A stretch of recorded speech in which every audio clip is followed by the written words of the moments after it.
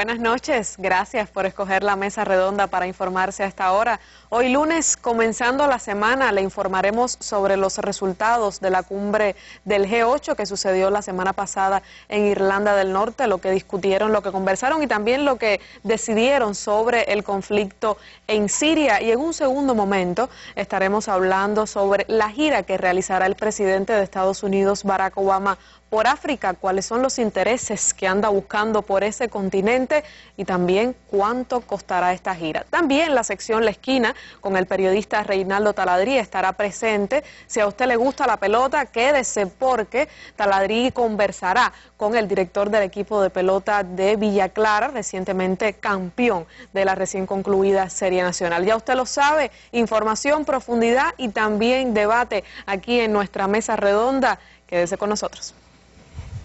Hoy en la mesa redonda. Rusia e Irán han criticado la iniciativa de armar a los rebeldes en Siria. Los líderes que integran el club del G8 llaman al intercambio automático de los datos fiscales en todo el mundo. El presidente de Estados Unidos, Barack Obama, iniciará una gira al continente más pobre que le costará unos 100 millones de dólares. Bueno, y ahí usted tiene los adelantos de lo que estaremos proponiéndole esta tarde en nuestra mesa redonda y como es habitual comenzamos con la noticia del día, que hoy tiene que ver con un evento que ha estado siguiendo la prensa internacional durante toda la jornada, que es precisamente el paradero. ¿Dónde está Edward Snowden, el excontratista de la Agencia Nacional de Seguridad norteamericana, un hombre que se hizo famoso hace algunos días por revelar un programa ultra secreto que confirmó cómo Washington espía a los ciudadanos estadounidenses y a otros no estadounidenses usando cualquier método, dicen que para protegerse del terrorismo, pero mientras tanto espían a todos sin causa y sin ninguna razón. Bueno, el Edward Snowden anda todavía desaparecido, la prensa no sabe dónde está porque Estados Unidos le ha puesto un precio a su cabeza. Veamos la actualización de lo que está sucediendo con este caso a partir de un informe reciente de la cadena hermana Telesur.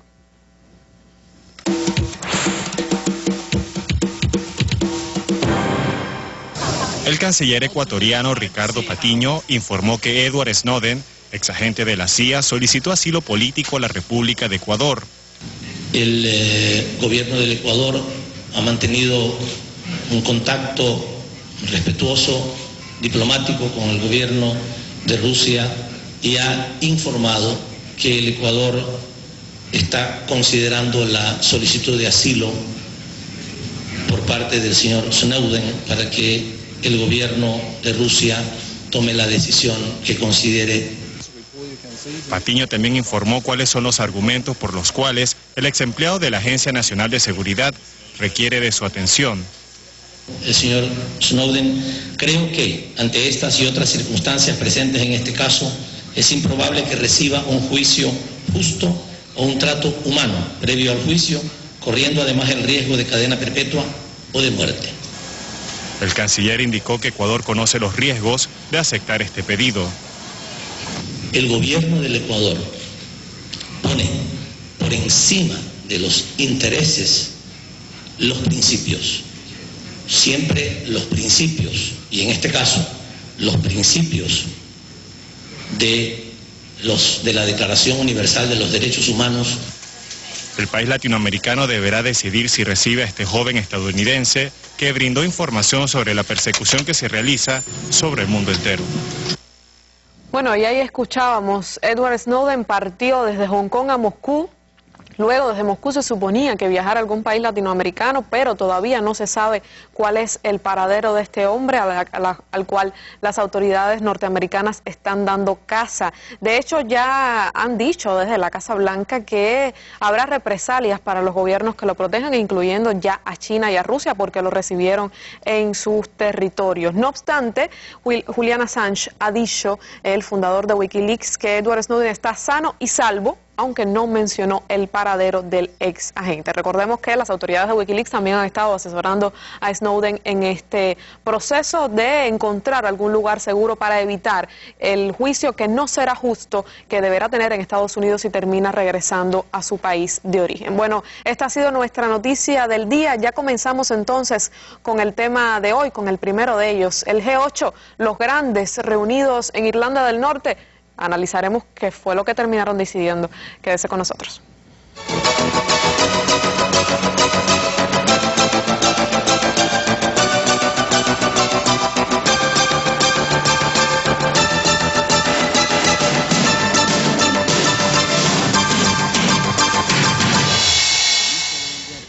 Y uno de los temas fundamentales de los cuales no pudieron dejar de hablar estos 8 líderes que se reunieron en Irlanda del Norte y discutieron varios temas es el asunto de la crisis que golpea de una forma u otra a todos. Entonces, uno de lo que no dejaron de hablar fue el asunto que tiene que ver con la evasión fiscal, con el hecho de que muchos de los ingresos que tienen algunos de sus países y otros van hacia paraísos fiscales y se han comprometido a transparentar esos procesos y a evitar esos paraísos fiscales, aunque dentro de muchos de los países que son parte del G8 hay paraísos fiscales. Veamos entonces en este tema cuáles fueron los principales resultados a partir de cómo nos los cuenta una televisora internacional.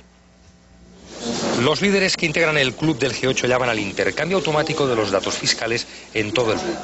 En la declaración de Luhern se hace esta llamada para luchar contra la que se considera plaga de la evasión fiscal.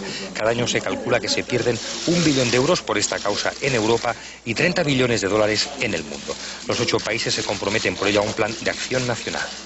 Empezamos la cumbre lanzando las negociaciones para el acuerdo comercial Unión Europea-Estados Unidos, que debe tener un mayor impacto que todos los otros posibles acuerdos comerciales que hay sobre la mesa, resumió el primer ministro británico David Cameron. Este G8 también lanzó una atrevida agenda de negocios para atacar los problemas de evasión fiscal y el secreto de las compañías. Seamos claros, si se quieren bajar los impuestos, que es fundamental para el crecimiento, se deben ingresar los que son nuestros. Es lo justo para las empresas y personas que cumplen con las normas y es vital para el desarrollo de las economías. En el intercambio de información se incluyen las sociedades pantalla que sirven para esconder los beneficios en paraísos fiscales. En cambio, Estados Unidos, Canadá y Alemania no aceptaron que todas estas informaciones sean abiertas a todo el mundo. Para más adelante se ha dejado cómo obligar a las grandes firmas de Internet a pagar más impuestos en los países donde operan.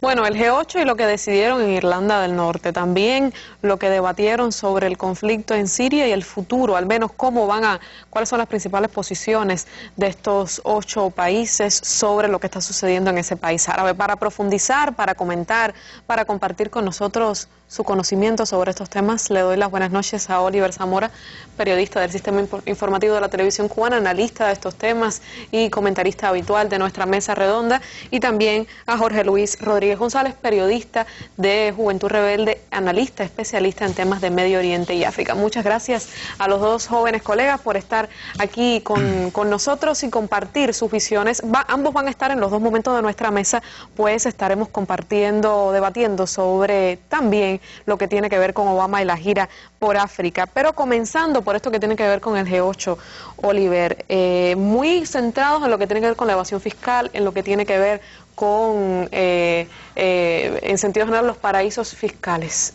¿Por qué tanta preocupación de estos países por esto?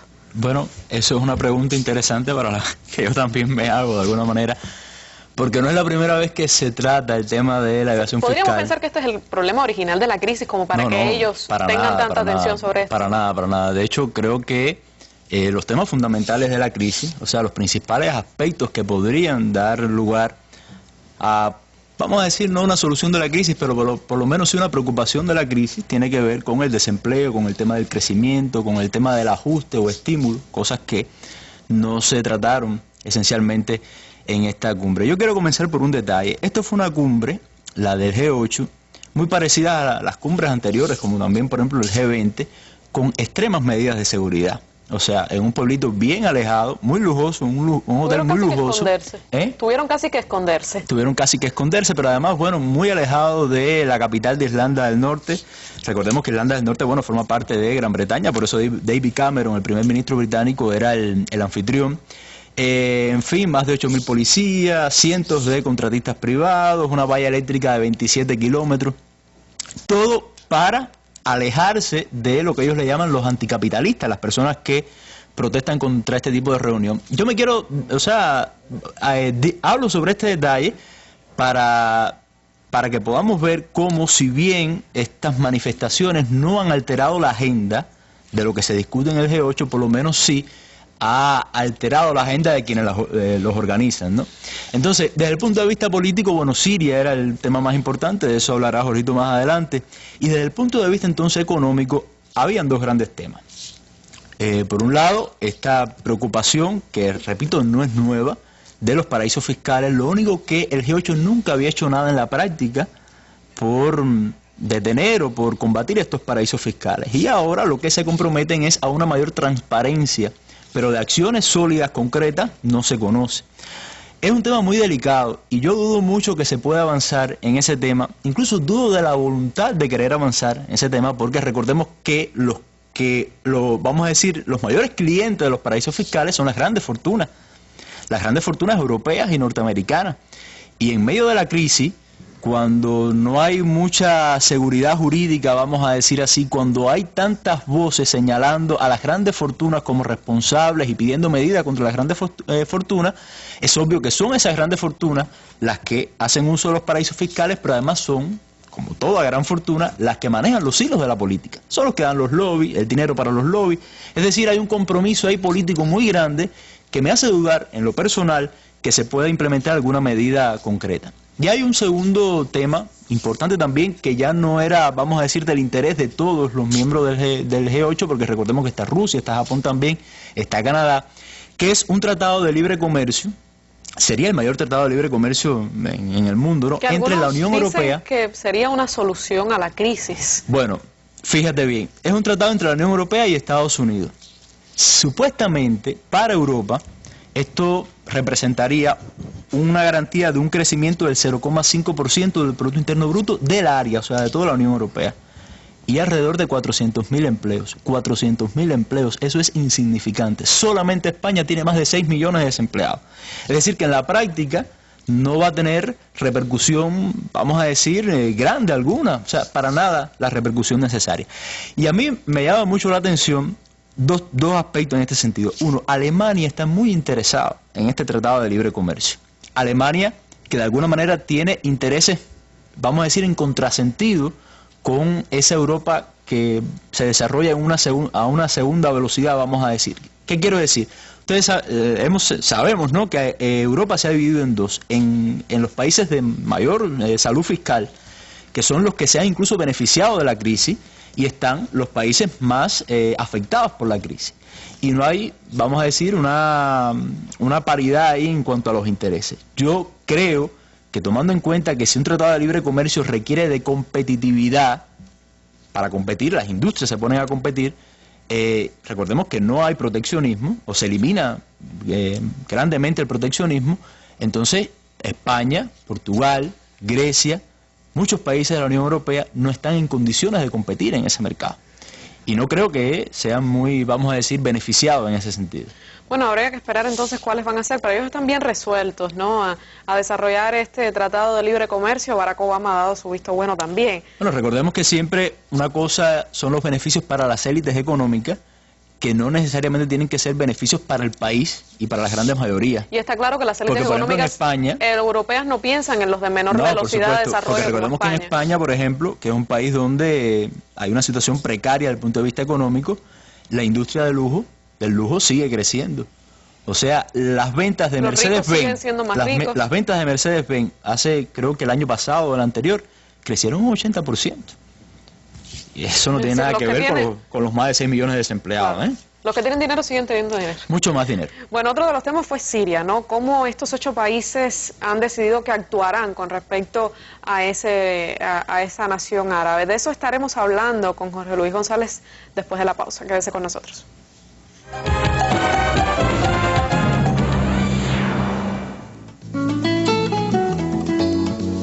Este miércoles en la mesa redonda, industria del reciclaje en Cuba. ¿Cuál es el camino? La situación actual de reciclaje en Cuba, la nueva política aprobada para este campo y su implementación, las estrategias de desarrollo para la actividad del reciclaje, serán analizados este miércoles en la mesa redonda en la que comparecerán directivos de la Unión de Empresas de Recuperación de Materias Primas. Si usted desea participar con su opinión o interrogante, puede hacerlo por el teléfono 646-5900, de 9 de la mañana a 5 de la tarde. O escriba al correo electrónico mesarredonda@enet.cu o al sitio web mesarredonda.cubadebate.cu. Acompáñenos el miércoles en la Mesa Redonda. Seguimos en combate.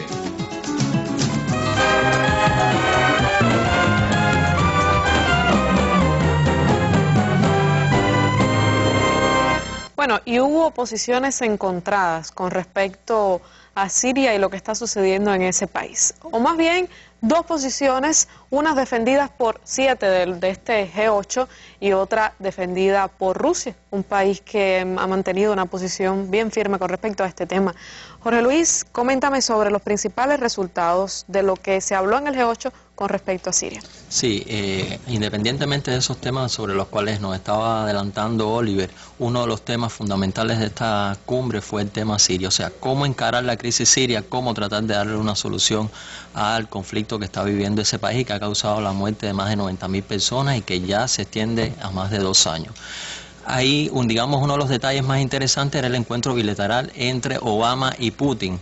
O sea, los demás países estaban esperando que hubiese un acuerdo, una cercanía de posiciones en torno a este tema, lo cual no fue posible porque sabemos que Estados Unidos mantiene una posición muy hostil al gobierno sirio y Rusia. O sea, Siria es un aliado uno de los pocos aliados que le quedan en la región del Oriente Medio a Rusia y por supuesto Rusia mantiene una posición además apegada al respeto del derecho internacional.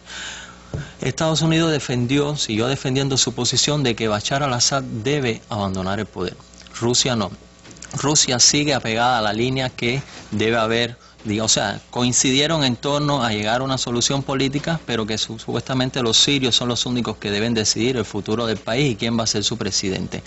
Esto no desde ahora. Anteriormente, cuando ellos trataron de llegar a una posición común, llegaron y dijeron que la base común de la próxima cumbre de Ginebra sería el Acuerdo de Ginebra 1, alcanzado en junio de 2012. Pero bueno, vamos a hacer un repaso. Cuando miramos los acuerdos de Ginebra 1, uno de los puntos esenciales era acabar el enfrentamiento armado, llegar a un proceso de negociación política que derivara en un gobierno de transición y que después, posteriormente, se harían elecciones y se elegiría el presidente de acuerdo a lo que estimaran el pueblo sirio. Obama en ese momento desestimó esa posición y más allá de lo que acordaron, comenzaron los Estados Unidos a boicotear un poco el acuerdo que habían llegado con Rusia. Ahora están en la misma posición. O sea, supuestamente estos son los principios de Ginebra 1, sobre esta base vamos a llegar a Ginebra 2, pero también paralelamente siguen boicoteando esta posición a la que supuestamente, o sea, hubo un acuerdo con el tema de Rusia. Por lo tanto, yo sí no vaticino que pueda haber una solución a corto plazo sobre el conflicto por un lado. Hay especialistas que dicen que el hecho de que Siria, es decir, el gobierno de Siria está en una mejor posición militarmente hablando dentro del país, podría ser que Estados Unidos quiera demorar esa reunión en Ginebra. El contexto también pesa, ¿no?, en el hecho de lo que va a pasar en esta cumbre. Sí, claro. Lo que ha pasado hasta ahora es que sabemos que hay una comunión de interés entre Estados Unidos y Rusia, que es llegar a una solución política. Pero Estados Unidos lo que está esperando es que la negociación política sea afín a sus intereses y sea afín a los grupos antigubernamentales, a los grupos armados, entre los que está el Ejército Libre Sirio, que sabemos que es una banda insuflada con muchos mercenarios y terroristas en los cuales ha participado Estados Unidos y los socios de la región. Ahora, en este momento, como están los acontecimientos en el terreno, esa negociación no va a ser favorable a Estados Unidos ni favorable a sus aliados en la región, porque tenemos un ejército, el ejército árabe sirio, que ha logrado, digamos, desplazar, ha logrado sacar a las bandas armadas de muchos de los puntos que ellos tenían dominando, que eran puntos estratégicos. Entonces el gobierno sirio se siente en una mejor posición para negociar.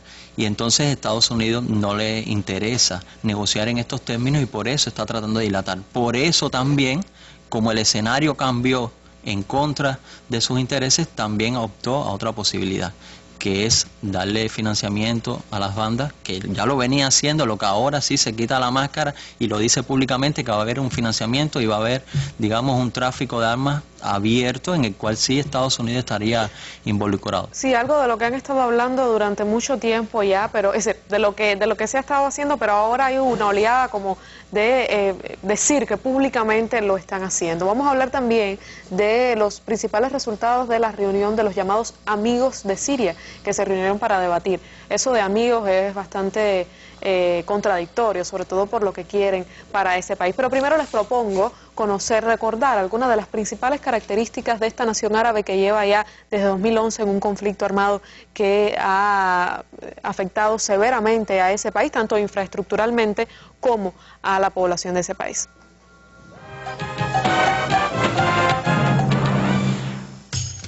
Con cerca de 19 millones de habitantes en sus más de 185.000 kilómetros cuadrados, Siria es un país ubicado en el Oriente Próximo, en la orilla oriental del mar Mediterráneo.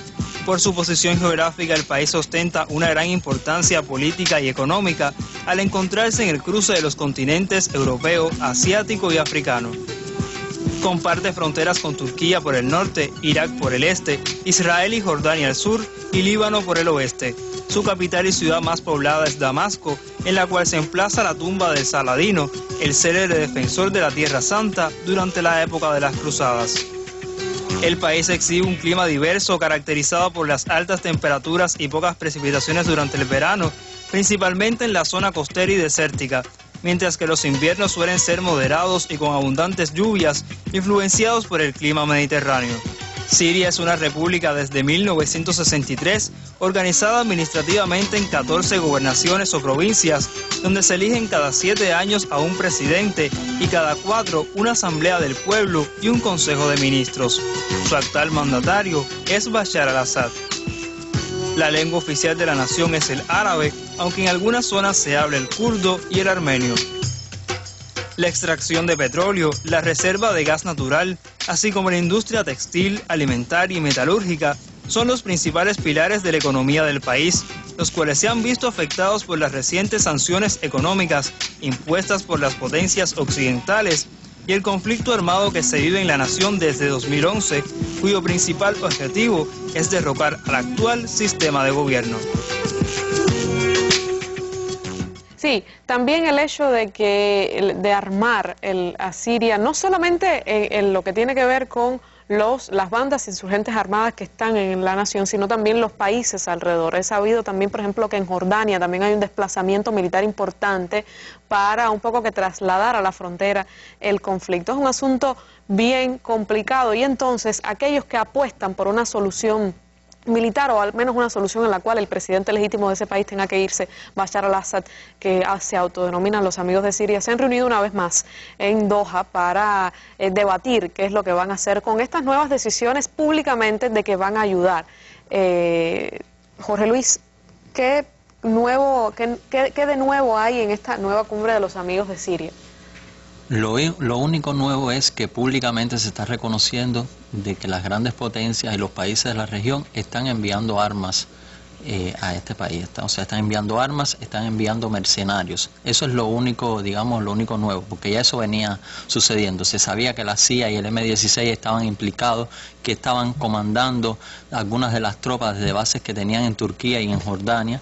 En Jordania, específicamente alrededor de la frontera, hay 1.000 soldados norteamericanos y se habla de un envío de 5.000 asesores más para entrenar y preparar digamos, a estos grupos, a esta gran sombrilla, porque se identifica siempre con el Ejército Libre Sirio y se plantea que el Ejército Libre Sirio está, digamos, dirigido o está formado por desertores del Ejército Sirio, del Ejército Árabe Sirio, pero no es así. Es una gran sombrilla de bandas irregulares en la que están también agrupaciones terroristas, hay agrupaciones de Al-Qaeda, están agrupaciones Al-Nusra que han sido muy efectivas en la guerra contra Bashar al-Assad. Así que por eso es que se ha empleado también como pretexto el tema de las armas químicas, que digamos es una razón, una justificación que aparece y de momento la dejan de usar, y de momento se usó en abril y ahora casualmente... Muy peligroso, ¿no? Porque puede servir de pretexto para una invasión. Sirve de pretexto, como mismo pasó en Irak en 2003, o sea, 10 años después se podría estar repitiendo el mismo escenario. Pero además no hay pruebas contundentes. La propia CIA, las organizaciones, digamos, las agencias de seguridad en su momento dijeron que no tenían pruebas contundentes sobre el tema. Y Obama vuelve a sacar el tema de que tendrían, o sea, pruebas de que Bashar al-Assad o el ejército de Bashar al-Assad habría usado armas químicas.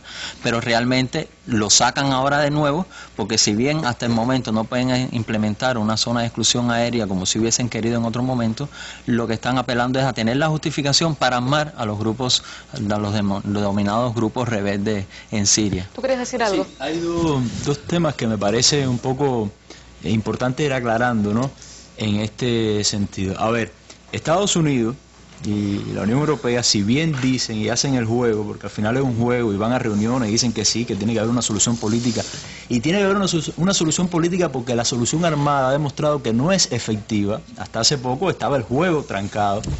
Ellos han decidido armar explícitamente a estas bandas opositoras, muchas de ellas terroristas, aludiendo en parte a que Rusia hace lo mismo con el gobierno sirio, con Bashar al-Assad.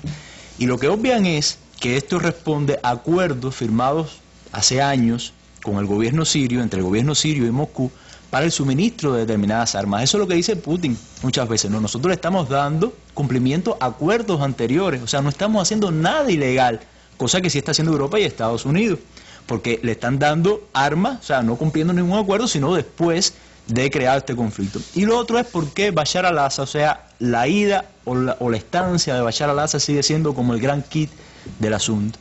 Es un problema cultural de los pueblos árabes, ¿no? Hay liderazgo muchas veces, y por eso vemos, por ejemplo, que hay presidentes que duran tanto tiempo en el poder, que es otro concepto de democracia, de gobernabilidad. Son muchas veces los elementos que equilibran las relaciones entre las diferentes sectas. O sea, antes del padre de Bashar al-Assad, en Siria había un gobierno cada 3 o 4 meses. O sea, fue el papá de Bashar al-Assad el que de alguna manera cohesionó esa sociedad, le dio estabilidad, y eso lo continuó el hijo Bashar al-Assad. Ahora, ¿por qué ellos piden que Bashar al-Assad salga? Porque sabrían la situación que se crearía de ingobernabilidad. ¿Qué ha pasado en Irak, por ejemplo? Que han tenido el primer ministro de una secta, el presidente de otra, en fin, y se ha creado una situación bastante compleja allí. Sí, evidentemente, y es una cosa interesante que explicaba, es que tratar de exportar los modelos occidentales con la justificación de que son mejores que los que existen en Medio Oriente, que además son históricos y tienen razones históricas y culturales, pues no es exactamente, no tiene por qué ser funcional. No puede haber un sistema político similar porque las sociedades no son culturalmente ni la iguales. Historia. Entonces son cosas que muchas veces desde la perspectiva occidental, mediática, de análisis político, se olvida. Hay algo que quería preguntarte, Jorge Luis. El asunto de que ahora públicamente revelan que están armando a la oposición siria, ¿qué perspectivas le ves tú ahora con esta oleada o al menos esta insurgencia de armar, al menos públicamente, aunque ya lo venían haciendo, respecto a las posibilidades de que efectivamente se llegue a una negociación pacífica? Eso lo que puede pasar es que ahora comienza a llegar una mayor cantidad de armas.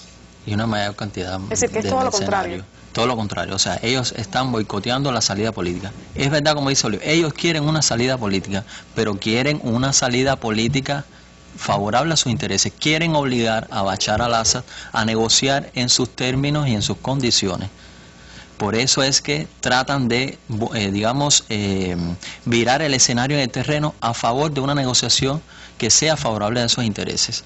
Eso es lo que van a, o sea, es un doble juego. Por una parte, estoy jugando a la diplomacia en foros mundiales, internacionales. Digo que apuesto por una salida política, pero por otra parte estoy haciendo todo lo contrario, estoy boicoteando esa salida política. De hecho, David Cameron lo dijo, que armar a los rebeldes, lo dijo muy cínicamente, armar a los rebeldes sería como un complemento, un paso del trabajo diplomático que se estaba haciendo. Una y esa es, sí, claro, y además en violación de todo el derecho internacional. Como bien decía Oliver, Rusia está pegada al derecho internacional. internacional. Y lo que ellos están haciendo no lo recoge ningún tratado de derecho internacional. Eso es completamente ilegal. Bueno, estaremos hablando más adelante entonces de otras cosas que tienen que ver con Estados Unidos y Barack Obama y su gira por África, otro continente. Recordemos que se ha desplazado también al norte de África estas nuevas ofensivas del nuevo tipo de guerras que se está haciendo en la región, en los que Estados Unidos tiene mucho que ver. Pero ya está listo el periodista Reinaldo Taladriz, que hoy nos propone un diálogo con el director del equipo de béisbol de Villa Clara.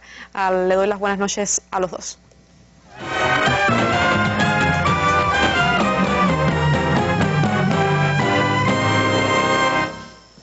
Efectivamente, estamos en la esquina y como indica el título, vamos a dedicarla hoy a tratar de conocer un poco quién es Ramón Moré, el manager ganador de la Serie Nacional de Béisbol de Cuba. Y creo que la mejor manera para entrar directo en el tema es preguntárselo a él mismo. ¿Quién es Ramón Moré? Así que buenas tardes y bienvenido a la esquina, Ramón Moré. Un placer tenerlo aquí con nosotros. Buenas tardes, Taladriz, para ti y para toda la teleaudiencia del país que a esta hora sigue la mesa redonda. Moré, la pregunta es muy general, pero vamos a ponerla por parte para el poco tiempo que tenemos, unos 12 minutos, poder aprovecharlo. ¿Quién es Ramón Moré antes de llegar a la dirección del equipo de Villa Clara? Ramón Moré, un trabajador de la misma rama, ¿no?, que se mantuvo durante varios años trabajando en la Liga de Desarrollo, y cuando esto no se celebraba, bueno, trabajaba con la preselección del equipo de Villa Clara en todo momento, bajo la dirección primero de Roberto Rodríguez, después con Víctor Mesa y ya por último con Eduardo Martín, hasta asumir la dirección del equipo de Villa Clara. O sea, que tú conocías perfectamente a esos muchachos, habías trabajado con ellos anteriormente y habías estado incluso en la Liga de Desarrollo dirigiendo el equipo, ¿no? Sí, estuve con ellos en la Liga de Desarrollo durante varios años, pero ya los conocía de los distintos entrenamientos en los que estuve participando. ¿Estuviste en Venezuela también? Sí, estuve en Venezuela en el año 2003, 2004. Trabajé siempre con categorías pequeñas, pero incursioné también con muchachos de ya juveniles y de la categoría sub-23. Decirte en Venezuela, bueno, sí tuve la posibilidad con las categorías inferiores de estar en varias ocasiones en el estado de Falcón, donde tuve la suerte de trabajar en un estadio que creó ese gran pelotero venezolano que se llama Mario Ordóñez para las categorías inferiores, y ahí tuvimos la posibilidad de incursionar ahí en aquel estado venezolano. O sea, tú entrenaste niños en un estadio en que Mario Ordóñez, el pelotero venezolano, que lo vimos la última vez, si mal no recuerdo, en las honras fúnebres a Chávez, en un estadio en que él donó en su estado, ¿no? ¿Fue así?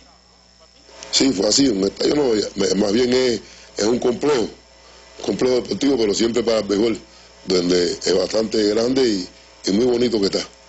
¿Y qué te pasó un tiempo después aquí en Latino? ¿Lo quieres contar? Sí, chico, no. Cuando Chávez viene a operarse ya por segunda vez, Mario estuvo en el estadio. Cuando yo le conté que yo había trabajado en el estadio que él había donado para las categorías pequeñas de su estado, en este caso Falcón, en la ciudad de Coro, él se conmovió y se sintió muy emocionado al saber que un cubano que después estaba dirigiendo un equipo de la primera división en el béisbol cubano había trabajado en la instalación que él había donado anteriormente. Bueno, llegamos al momento en que asumes la dirección del equipo de Villa Clara. 16 años en ese momento creo que eran sin ganar un campeonato, y creo que encontraste algo que por lo menos te convenció que ibas a tener que trabajar muy duro. ¿Qué encontraste cuando te nombraron director de Villa Clara? No, cuando nos nombraron director, un equipo de béisbol que tenía mucho deseo de jugar a la pelota, pero que interiormente había ciertos y determinados problemas, los cuales nosotros en la primera campaña no fuimos capaces de resolver. Tenemos que ser sinceros y decirlo así. Ya nos dieron la posibilidad de una continuidad y nos trazamos la meta desde un inicio de que si solucionábamos aquellos problemas podíamos llegar a discutir el título, y no fue otra cosa que lo que nos sucedió. Aquí puedes hacer como el dominó, te pasas con ficha, no hay problema, eso es válido, lo hace todo el mundo en todas las entrevistas, sin comentario me dice, pero puedes decirnos qué problemas había en Villa Clara que provocaban eso que tú acabas de describir. No, chicos, mira, había, por hablarte de un problema, se pensaba más individualmente que en el equipo. Es una cosa muy sencilla, se pensaba más en el resultado individual que en el resultado del equipo. Y pudimos conversar con los muchachos, poner nuestros criterios, y al final eso nos dio el resultado que nos dio. Tú dices conversar con los muchachos. ¿Hacías reuniones colectivas o decidiste aplicar otro método a la hora de, como tú llamas, conversar con los muchachos? Mira, yo utilicé el método de un inicio, digo yo porque soy el máximo representante, pero éramos un equipo de trabajo. Siempre, cada vez que dábamos un meeting, conversábamos, el meeting se quedaba muy abierto y aquello no estaba dando resultados. Decidí conversar con los atletas individualmente. El método atleta, jefe de área y yo como director del equipo. Y en varias ocasiones traíamos incluso hasta el psicólogo. Y eso empezó a darnos resultados. Tal fue así que ya después yo tuve la suerte de decirle, nosotros somos un equipo de pelota que salimos al terreno a ganar. No podemos perder tiempo dando meeting. Entonces, el meeting nosotros lo damos individual. Al terreno venimos a ganar, no venimos a perder tiempo en reuniones. Y eso nos fue dando resultados que ya los muchachos se sentían con una confianza extrema, que así lo seguimos aplicando durante toda la temporada y al final nos dio los resultados que nosotros estábamos persiguiendo. ¿Algún otro método que usaste que resolvió los problemas que existían y que quieras compartir con nosotros, si no te perjudica con los rivales, fíjate? No. Nosotros, todos los métodos que hicimos fue el método de convencimiento y el respeto a los hombres para que los hombres a la vez tuvieran que respetarnos. Y mantener siempre una ética bien profesional delante del colectivo. Eso fue, al final, yo creo que eso fue lo que más incidió en el resultado. La entrega total al trabajo por parte de los entrenadores y la entrega a la disposición de los atletas para el entrenamiento y los juegos de béisbol. Solamente eso fue lo que te puedo decir que fue lo que más nosotros aplicamos para que nos saliera el resultado que obtuvimos. ¿Qué tipo de manager tú eres? ¿Eres el manager? Se han visto muchas fotos, mira la foto que está detrás de mí. Estás tú en el banco, mirando, sentado, eso se ha visto muchas veces. ¿O eres el manager explosivo que sale? Déjame aclarar algo. Yo la última vez que hice esta pregunta aquí se la hice a Iday Abreu y me dijo cómo lo había logrado con ayuda de su familia, pasar a ser una gente tranquila durante el juego, llevando la procesión por dentro, y después vino el incidente famoso en tercera base con la jugada en Villa Clara, que el propio Iday Abreu tuvo una excelente actitud después con las cosas que dijo. Y tengo entendido, ya que tocamos este tema, que tú tuviste una participación cuando ocurre el incidente en el juego contra Cienfuegos, en tercera base, y Iday Abreu sale a protestar con el árbitro. ¿Es así? ¿O mi información no fue correcta? Es decir, yo a todos los directores los respeto mucho. En el caso de Iday, nosotros tenemos una amistad bien profunda. Él estaba bien molesto al terminar el juego. Él venía para el cuarto de los árbitros. Yo fui, me intercedí, lo vi de la forma que venía, conversé con él, él me entendió y regresó. Al final, cuando llegamos a Cienfuegos al jugar el sexto partido, se sintió muy contento. Enseguida vino, me abrazó, me dio las gracias. Pues gracias que no tenía que darme, porque creo que si nosotros somos amigos, yo no tenía otra cosa que hacer que interceder por él. Y al final, yo creo que los amigos estaban para ayudarnos. Esto es un juego donde todos queremos ganar, pero solo uno puede ganar, los dos no podemos ganar. Lo importante es que no se extralimitara, que para mí en aquel momento preferí ir a compartir con él el dolor de él que antes de estar con el equipo, ¿no? O sea, ahí salimos fortalecidos los dos, creo que salió fortalecido el equipo Cienfuegos, salió fortalecido el equipo de Villacara y la amistad de nosotros se hizo más bonita. Ahora, Moré, ¿pudieras decirme, si se puede, cómo lograste eso que acabas de describir? O sea, un poco ayudaste a controlar a Iday en ese momento tan complicado. No, simplemente le dije que él había llevado 6, 7 años de trabajo con un resultado positivo y ascendente, y el cual no lo podía tirar por la borda por un juego de béisbol, que en el deporte de nosotros, la gente se equivocaba, nos equivocábamos nosotros, nos equivocaban los peloteros, se equivocaban los árbitros, se equivocaban los narradores, todos nos equivocamos, y entonces que eso no se podía tirar por la borda, que él era una persona en la cual el país tenía cifradas grandes esperanzas y que por favor que me entendiera. Se habla, no solo en Villa Clara, en otras provincias, de que hay refuerzos que han dicho, me gustaría quedarme a jugar en la provincia. ¿Qué tú crees de eso? No, chicos, mira, ya eso es una cosa que está en las manos de otras personas, ¿no? Yo te puedo asegurar que hay varios de los que jugaron con nosotros que deseo tienen, porque se han sentido de maravilla como ellos lo han manifestado. Eso se va de las manos a los técnicos y estoy del criterio que no debe ser así, porque de ser así comenzaría a cada uno llegar e irse para donde desearía, ¿no? Y por lo menos debe primar hasta cierto punto la territorialidad. Y esto de los refuerzos, se ha hablado muchísimo, como bien tú dices, que si fulano le sirvieron, que aquí todo el mundo, los 8 que fuimos a coger refuerzos tuvimos las mismas posibilidades. Hubo uno que nos preparamos mejor que otro, otros cogimos mejor, otros cogimos mal. A nosotros nos resultó, nosotros nos planificamos bien, vinimos viendo lo que nos hacía falta, lo que necesitaba Villa Clara, y eso fue lo que le dio el resultado al equipo.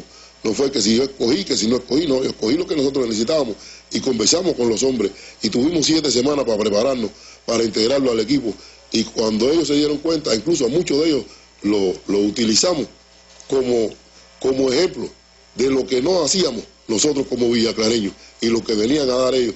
Y esos ejemplos fueron los que dieron el fruto, que al final fuimos una gran familia y por eso tuvimos los resultados. Entonces, Moré, ya lamentablemente se nos acabó el tiempo y por lo menos a mí me quedan la mitad de las preguntas que me gustaría hacerte de muchas cosas del béisbol. El futuro de Villa Clara, ¿se mantiene el núcleo de este equipo? ¿Se mantienen las mismas tácticas y estrategias de este año o hay cambios para el año que viene? No, mira, ya de hecho decirte, mira, ya la preparación de Villa Clara para la próxima temporada comenzó. ¿Por qué comenzó? En el día de ayer comenzó el campeonato provincial aquí en Villa Clara. Ya los técnicos del equipo, en el día de ayer, ya comenzamos a hacer recorrido por las distintas instalaciones. Quiere decir que ya estamos preparando la próxima campaña. Y el compromiso de Villa Clara no puede ser otro. De campeones, primero clasificar. Y después nosotros no tenemos otra opción que decir que tenemos que volver a discutir el título bajo cualquier sistema y cualquier tipo de competencia que se decida que se vaya ¿cómo te pudiera decir? Que se vaya a desarrollar la próxima campaña. Y antes de eso, creo que es en febrero, te toca la Serie del Caribe. Así que éxitos en la Serie del Caribe y después en la campaña. Estamos pensando que antes tenemos la Serie Nacional y que el primer paso que tenemos que dar nosotros, el primer objetivo es preparar al equipo a la Serie Nacional, que salga bien preparado y clasificar para los playoffs. No podemos de otra. Pensar en ir a la Serie del Caribe sin clasificar a los playoffs sería algo de vergonzoso. Por lo menos en el caso mío, no me sentiría bien en ese sentido. Bueno, pues ese es el espíritu. Los que conocen, yo me enorgullezco de ser amigo y conocer a Ramón Moré, lo sabe. Incluso esa anécdota con Maglio Ordóñez, tuve el honor de estar ahí presente con él, soy amigo de él, de la esposa. Y ese es el espíritu con que siempre, aún en los peores momentos, cuando recuerdo este año que llegué la primera vez a Villa Clara y me dijeron el equipo y Moré que está mal y la culpa es de Moré y es Moré y todo eso, y bueno, campeón nacional. Moré, una frase final, que se acabó el tiempo. Frase final no, primero que la gente conozca que tú como amigo mío eres fan a Villa Clara, y no, un reconocimiento infinito para toda la provincia de Villa Clara, que yo en el caso mío personal no sabía o no imaginé que esta provincia se iba a volcar a las calles como se buscó aquella hora del éxito definitivo de Villa Clara en el playoff, y que disfruten, que sigan disfrutando el éxito, que a partir de los próximos días comience el recorrido del equipo de Villa Clara por sus 13 municipios para compartir con todos los que quieren y aman al equipo de gol de Villa Clara. Bueno, muchísimas gracias, Ramón Moré. ¿Quién es Ramón Moré? Esta es una pequeña parte. Hay más de Moré, del Moré humano en la interrelación. Bueno, lo vieron la anécdota, creo que con Hidalgo Abreu ilustra cómo emplearon este método de la conversación individual que tantos resultados le dio en ese equipo. Y bueno, hay más por conocer de Ramón Moré. Muchísimas gracias por haber estado aquí con nosotros. Éxitos en lo que le viene encima, Serie Nacional, Serie del Caribe y ahora retorno a la mesa.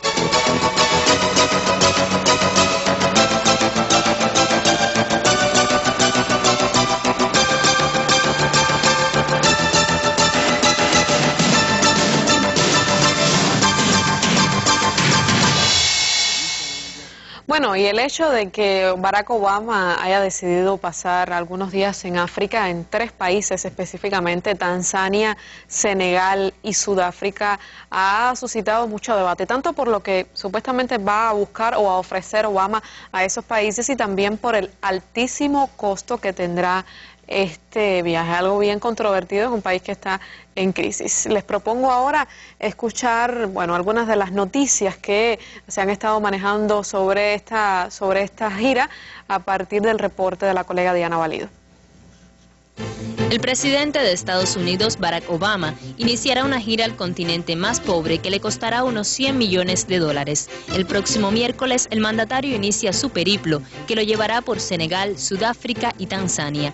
La gira, según indicaron fuentes oficiales, busca revitalizar su estancada relación con África y ante todo enfatizar las ventajas de tener más comercio e inversiones con esos países. No obstante, la seguridad de Obama parece tener más importancia que todo. Los 100 millones de este viaje se invertirán en aviones militares de carga que transportarán 56 vehículos de apoyo a la comitiva presidencial. También se incluyen 14 limusinas y 3 camiones cargados con láminas de cristal a prueba de balas para cubrir las ventanas de los hoteles donde se hospedarán el presidente y su familia.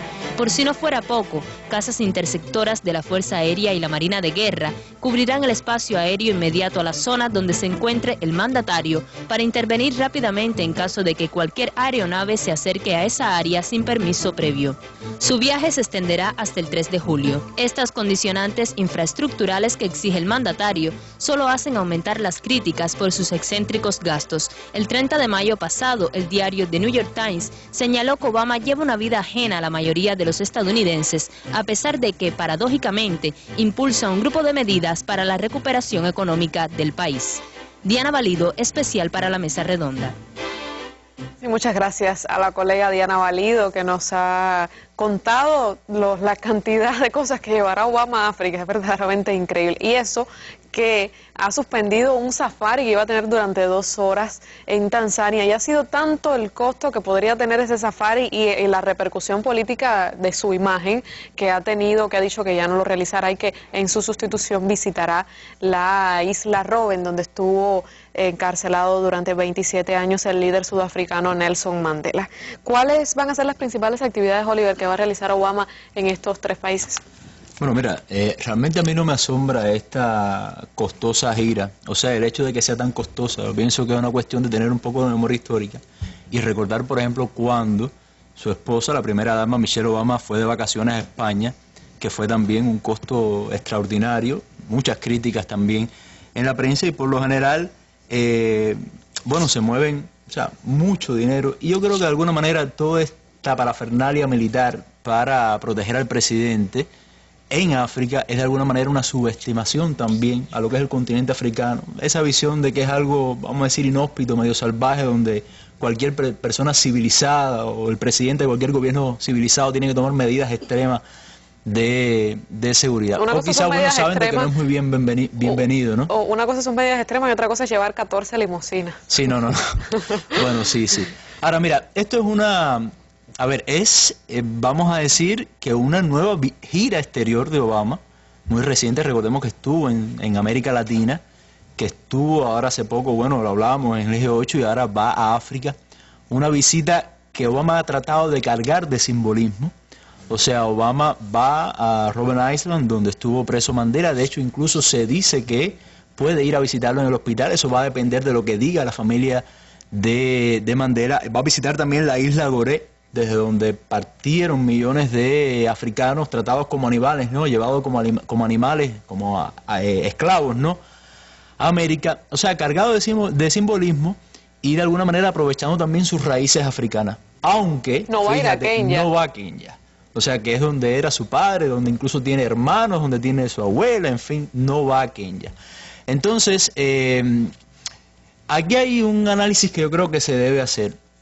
Todos los presidentes norteamericanos, sobre todo en su segundo mandato, tratan de darle un relieve internacional a su administración. Mucho más Obama, que es un presidente que cae mejor fuera de Estados Unidos que dentro, por lo general, ¿no? Tiene más popularidad fuera de Estados Unidos que dentro de Estados Unidos, y un presidente que ha tenido que concentrarse mucho también en la gestión interna. Entonces, yo creo que de alguna manera por eso se puede decir, es parte de ese relieve. Hay otros presidentes lo han hecho de otra manera, se ha utilizado mucho el conflicto israelo-palestino para esto, Recordemos que el pobre conflicto israelo-palestino, o bueno, pobre no, pobre los palestinos que siempre lo han tratado, ¿no? Han sido las de utilizar víctimas, exactamente con esos fines. Recordemos que bueno, todos tienen iniciativas de pronto así para lograr la paz, y Obama de alguna manera quiere darle ese relieve, pero darle ese relieve en áreas que son claves para Estados Unidos hoy por hoy, y que de alguna manera la gestión anterior lo fue abandonando. O sea, América Latina, ahora viene África, pero recordemos que Obama lleva todas estas limoncines, estos aviones, pero va a buscar cosas a África, no a ofrecer cosas a África. Sí, también es interesante la selección de los países. Ya Oliver lo decía, a pesar de que el padre de Obama es kenyano, que tiene familia allí, que allí está enterrado su padre, no va a ir a ese país, dicen que por la inestabilidad política, así lo ha explicado los voceros de, no hay de la Casa Blanca. Todavía, hay un nuevo gobierno y que no hay condiciones. Y parece que es que definitivamente en el aprovechamiento de este tiempo en su gira internacional es más útil visitar países como Senegal, Tanzania y Sudáfrica. ¿Por qué, Jorge? Y se habla también, o sea, para poner quizás otra razón por la cual Obama no visita Kenia, porque el nuevo presidente que salió electo en marzo en Kenia, aunque él después lo aceptó, o sea, es un presidente que está demandado por la Corte Penal Internacional. Estados Unidos es un país que ha apoyado este proceso y quizás también por eso está, o sea, Obama no quiere visitar Kenia para no comprometerse.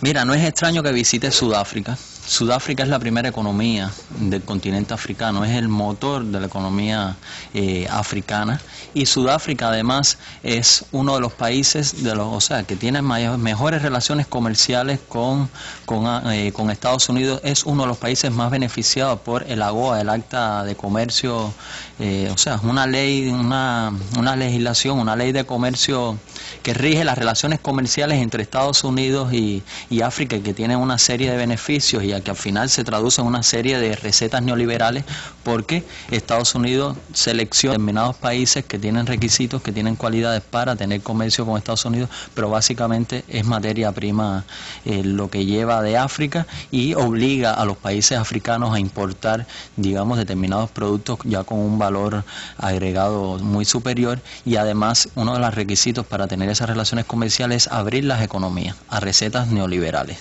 Entonces, en Senegal también, que sería la primera parada, Obama se va a centrar en el tema de la juventud, hablar sobre democracia. Supuestamente son países estables, países que los ve como modelo.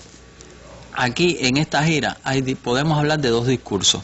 Un discurso público de la Casa Blanca donde dice que su interés es, digamos, identificar liderazgo, su interés es hablar de democracia, pero realmente, digamos que su interés es revitalizar el comercio con África, que en los últimos años no ha sido muy favorable. Clinton y Bush tuvieron un acercamiento más agresivo a África. Obama no lo ha tenido tanto. Obama es una contradicción, teniendo en cuenta sus raíces, ¿no? Claro, Obama estuvo en Ghana en 2009, una visita de 20 horas, 22 horas que estuvo justamente saliendo de una reunión pocos días después de una reunión de G8, estuvo en Ghana, precisamente visitar, por todo esto del simbolismo que hablaba Oliver, una fortaleza de la cual salían los negros africanos hacia América Latina. Ahí Obama también visitó, se vuelve a repetir el guión en esta visita, pero básicamente, digamos, el discurso oculto serían razones principales como revitalizar el comercio con África,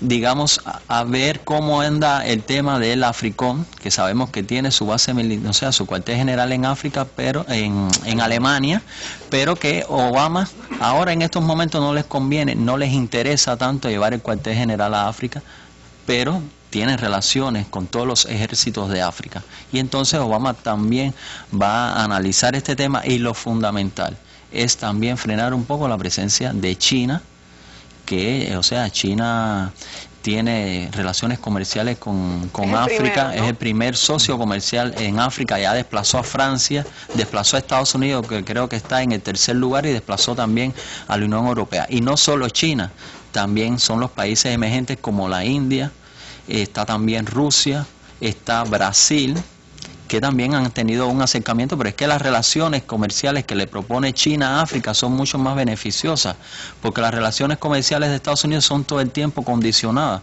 condicionamientos políticos. Tienes que abrir tus economías a modelos neoliberales, tienes que aplicar recetas neoliberales, pasa con el Banco Mundial, con el Fondo Monetario Internacional, que de alguna manera contribuyen a reproducir los males, a reproducir los problemas de, digamos, de pobreza y dependencia económica, digamos, de neocolonialismo económico que tiene África. China no le importa para nada los problemas internos, no exige condiciones políticas, sencillamente de mutuo beneficio para ambas partes. Un comercio lo más justo posible dentro de las condiciones de la economía mundial. También el tema de la droga, Oliver. Sí, exactamente. Bueno, agregar una cosita antes del tema de la droga. Mira, como mismo Siria viene siendo como un tablero donde las potencias mueven sus intereses, África también lo es, porque África tiene una particularidad, y es que África tiene muchos recursos naturales que en muchas ocasiones, muchos de ellos no son renovables, y eso hace, o sea, crea toda una competencia entre las transnacionales. Por eso cuando Jorge hablaba de comercio, hay que hablar de qué tipo de comercio y qué tipo de inversiones también. Ahora está el tema de la droga, porque fíjate, no es solamente cuestión cómo Estados Unidos va a entrar, o sea, lo importante es cómo Estados Unidos va a entrar a África.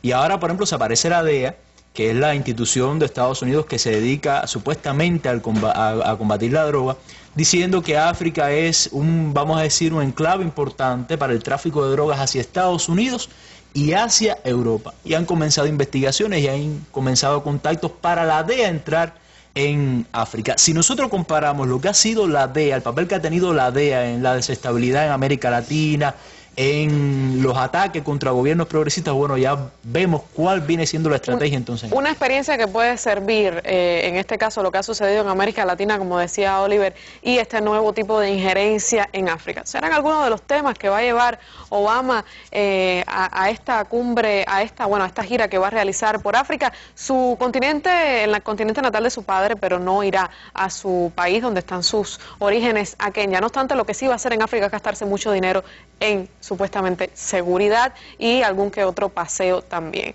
Bueno, ya se nos acabó el tiempo, desafortunadamente, aunque hay más de qué hablar. Muchas gracias a los dos, a Jorge Luis y a Oliver, por estar con nosotros esta tarde aquí en nuestra mesa redonda. Nos despedimos con las imágenes del día que tienen que ver hoy con la celebración en Venezuela del 192 aniversario de la batalla de Carabobo, una fecha histórica esencial en la historia de Venezuela y que tanto tuvo que ver con la independencia de ese país. La celebración en Venezuela celebración por la historia, por la independencia y la libertad que también están viviendo hoy muchos países de América Latina.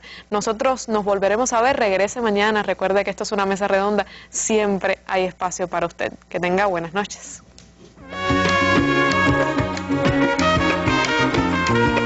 Dale que el camino es largo, pero lo acorta el poeta cuando se acerca el abriego y surcan juntos la tierra, y aunque la estrella sea grande, siempre seguirá pequeña, y es de todos la tarea de hacer una patria buena, buena pa' que vivan todos con bienestar y sin quejas, buena pa' que la miseria se aleje de Venezuela, buena para que los ríos no lo seque la cara.